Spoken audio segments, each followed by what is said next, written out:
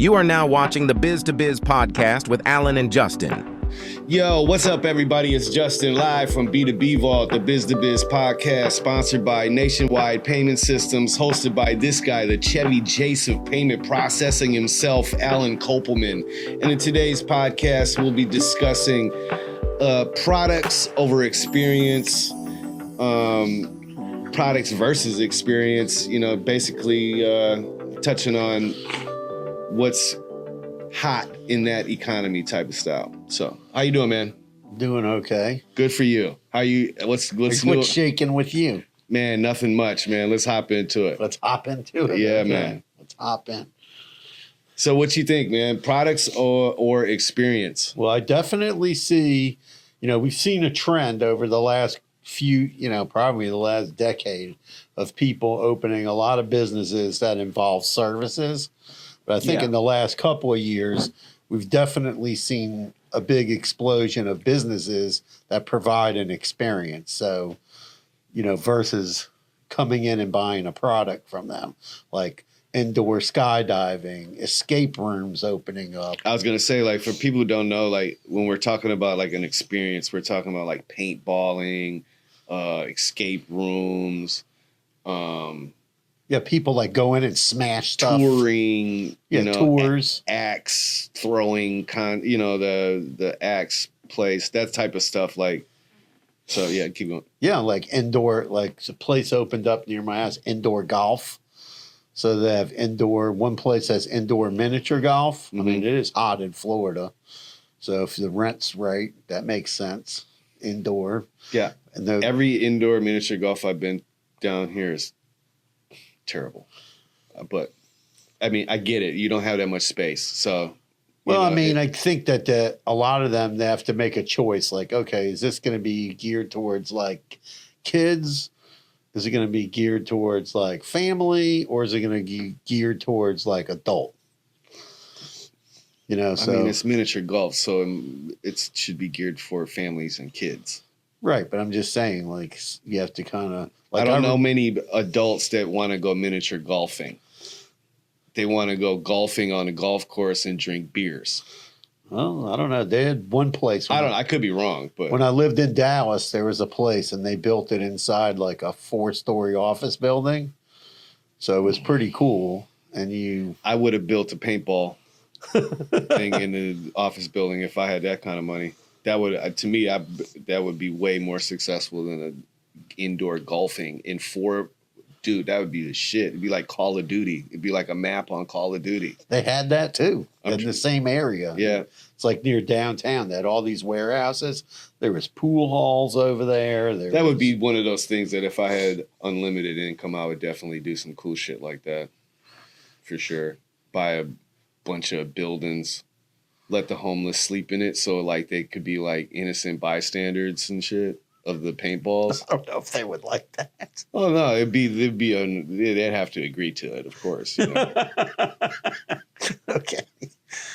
Be super real. Have junkies in there and shit. That'd be the shit. No, I'm joking.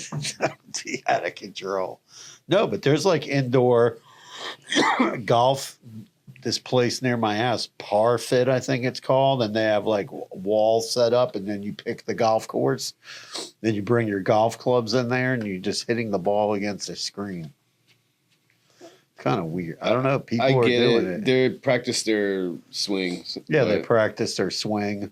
I mean, it's like, guy on Barstool Sports like set a Guinness record for like the most. I don't know, whatever.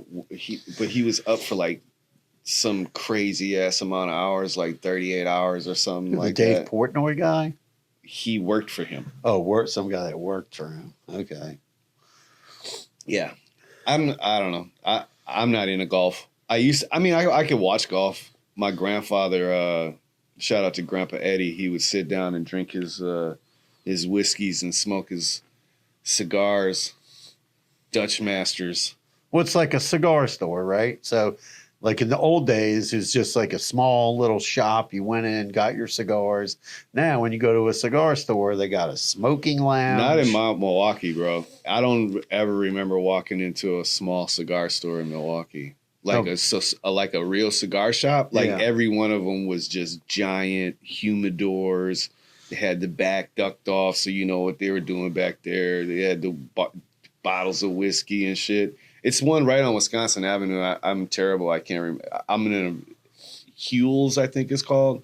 But it's, literally Hules, Uhles. I can't remember. But yeah, it's literally, that place is the shit. It's like, but you could walk in there and smell like the 1800s. Because that's how long it's been there. No, Like, I'm it's been saying, there. but like a lot of places have gone to like that kind of concept where it's not just absolutely. not just a smoke shop. You go in, It's a cigar lounge. lounge, They got a yeah. bar. Yeah, they got bars in there. In fact, I saw some guys opening a barber shop, and inside the barber shop, they had beer and wine. Like they had a bar set up. So when you come to the barber shop, you can get Which is weird to me because all the tattoo artists that I know, yeah. like that are like hardcore tattoo artists, they don't like tattooing people who've been drinking. Well, it's not tattoo. This is haircut. Oh, haircuts. That's right. That's what you said. Yeah, haircut place. Yeah, but the reason I said that is Yeah, because that wouldn't be good. No, the other day I see it. It's all over South Florida. It's like a barbershop and a tattoo parlor. But you always see these guys getting drunk inside of the fuck. It's like, yo, bro, like, I wouldn't want. I mean, I've been tattooed drunk before, and I literally lied to the tattoo artist, one of my homies, and he stopped doing the tattoo mid through the tattoo because I was bleeding so much. Oh, You know, it's like, Right, you know what I yeah. mean? He's like, bro, like, I can't see what I'm doing. That's why I asked if you had been drinking. right. You know what I mean? And so, yeah, but yeah, the barbershop, in the barbershop, that was always the thing. You bring some liquor with you and chill out at the shop or whatever was your poison. Yeah, like I was in Plantation the other day, and there was like 2 new restaurants that opened up in this plaza, and one of them was called Rockin' something. It had like a whole rock and roll theme with album covers on the ceiling and all around. Nice. So, it was like a theme. And then next to it was this place like Ford's Garage.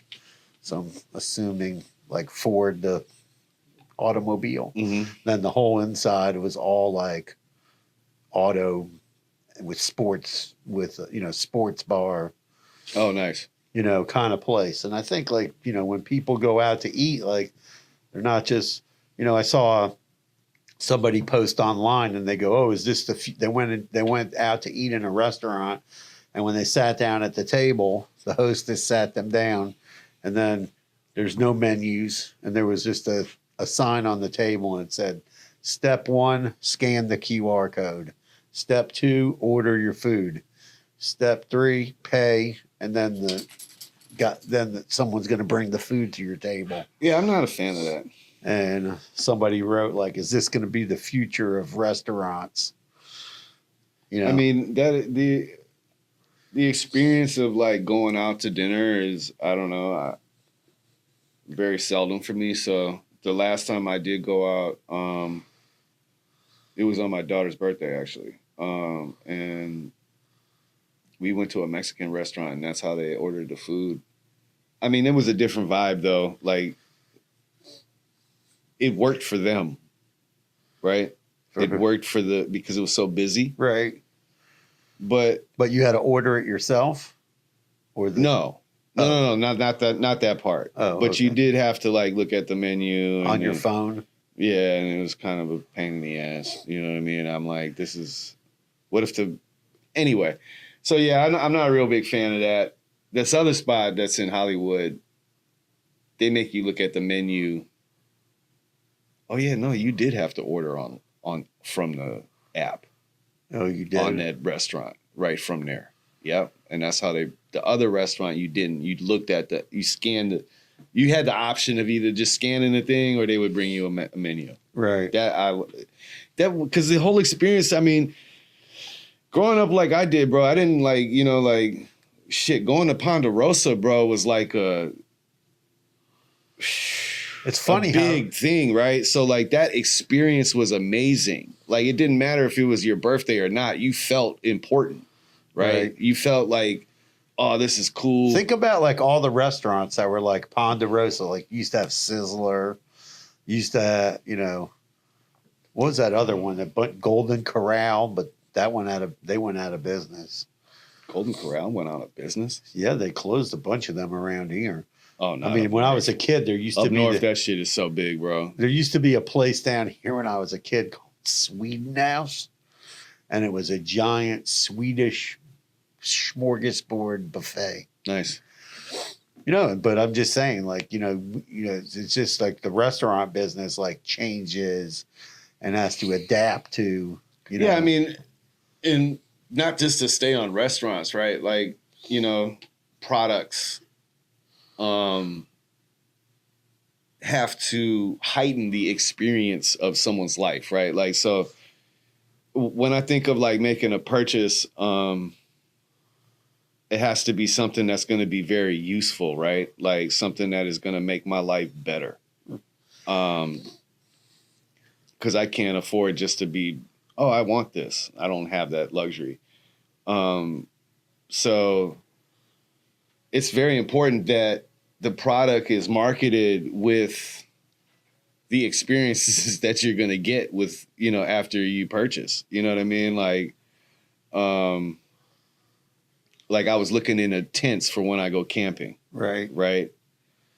And it was very difficult because one, you can't just test a damn tent out. Right. Well, you could go to like over in Boca, you can go to that REI.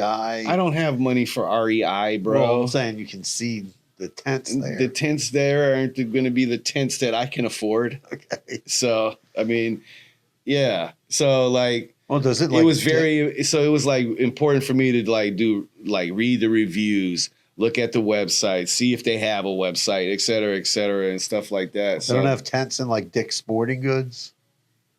I can't afford items. I mean, I don't know I don't know how much tents I've cost. been into Dick's Sporting Goods twice in my life, and I walked out with nothing. Oh, okay. Yeah. Our office has an ant problem. We have to get the guy. And he just squished it on the soundboard. Sorry. Good for you. I mean, this, whatever. I don't want it jumping on me. Anyway, man. Yeah. So like for me, like the product has to, come with some, right? So, I mean, I feel like people are like businesses and, their operators are in a tough spot when it comes to having the same old thing. Like I see, what's a good example of a product with an experience? Drones. Right. You know what I mean? Like, there's so many different brands and, everyone's experience is different. Well, it's like shopping has changed. Like instead of like going to the store and going shopping, most people are buying most of their stuff online.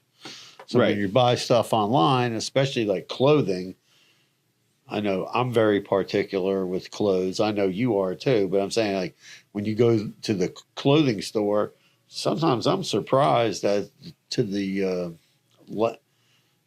whatever. It's like shopping experiences. It's not that. It's nowadays. like it's not just that it's trash. I'm talking about like a lot of the clothes is just made with this like weird material now, polyester. Yeah, and you can't get like 100% cotton t-shirts. Yeah, you can't get a cotton t-shirt. You got to spend the money on that. I mean, no, but they're hard to find. Shout out to Hanes. Shout out to Hanes. Yeah, but they're hard to find. They're not sold like everywhere like it used to be. Well, no, I mean, for a 100% cotton twill t-shirt, just a plain t-shirt, you're still going to be spending $30. Yeah, it's crazy. For a blank tee. Yeah. So, I mean, it is what it is. Shopping experience, though, like, I don't know what it's like to go shopping at Fifth Ave and shit like that. Well, you know what I'm saying? I don't go in those stores. So I'm just saying, like, that experience is probably way different from what I'm talking about. But like going to the mall and just in general, that whole, since you can pretty much purchase anything and everything that you need online, like when I go to the store, it's more so for me to check the fabric, the material, see how the pants fit. And then I'm going to go buy it online. I'll even go try on sneakers sometimes, especially the ones I walk in. And then once I try them on, I know, okay, I like this brand. I like this particular style. Right. Okay, now I'm just wearing them to walk Rocky, so I don't need, not making a fashion statement at 6 a.m. Right? Mm-hmm. And I wear those sneakers out like all the time because he walks 2 or 3 miles every day. Right. So, I'll just go online and buy the ones from like last year, and they're $50 less. Absolutely. So a lot of people do that. They call that like showrooming. You're going. Yeah, like when you go to those boutique type. Oh, well, you're talking about that, but yeah, I mean, so the experience like going to like a boutique shop, like down here. What's no, but I think I don't know, but I can't remember the name of the spot that I'm thinking of. Kicks, I think it is, and it's cool because it's like, it's a whole different environment in there. It's collectibles and shit like that. That type of experience is cool. It makes you not have so much buyer's remorse if you are going to purchase something. Right. Right. You know what I mean? So I like that type of stuff. But, products coming with an experience it's kind of tough. But I do think that people tend to pick the experience over just the product, whether that experience is good customer service or an easy checkout experience, or you offer buy now, pay later.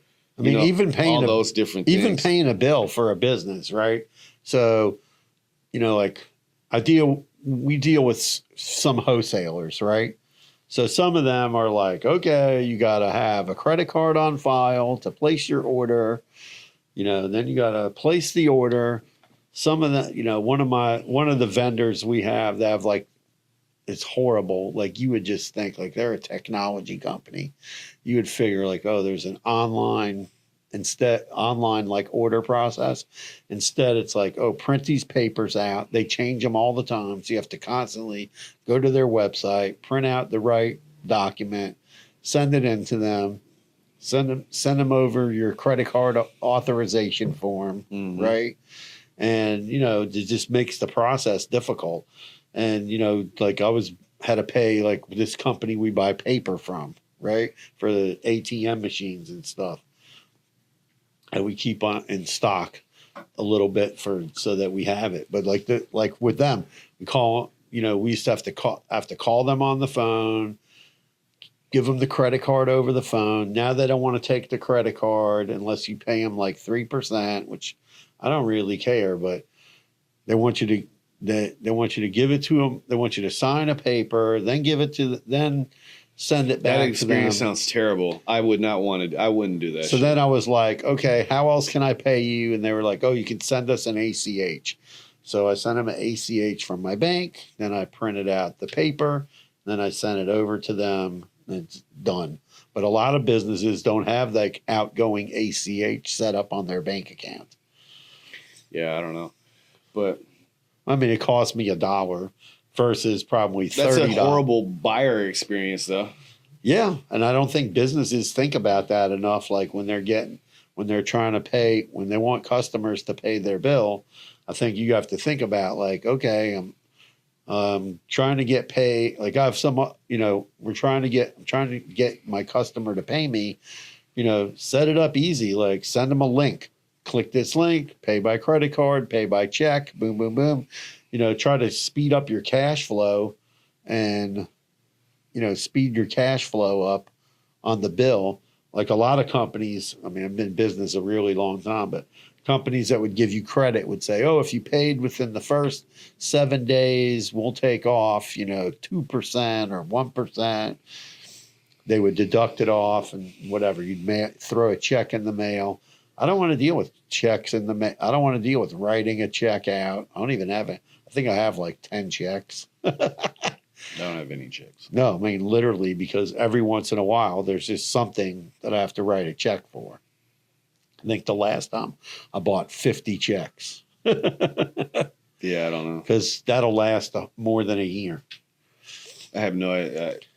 I haven't had a purpose for a check in and it's funny, like 10 years. You would think like even for like when we're setting up somebody with credit card processing, we need to get their banking information, right? Mm-hmm. So a lot of times people don't have, especially the younger folks, they don't have, they don't write checks.